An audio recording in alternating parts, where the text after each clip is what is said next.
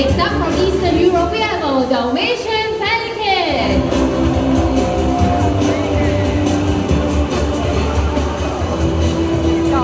Back to Africa, the birds with their long and sexy legs.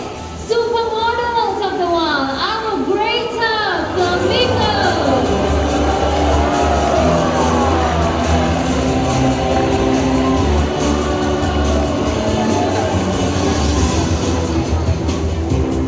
Last but not least, let's welcome our beautiful macaws from South America coming from up there and there.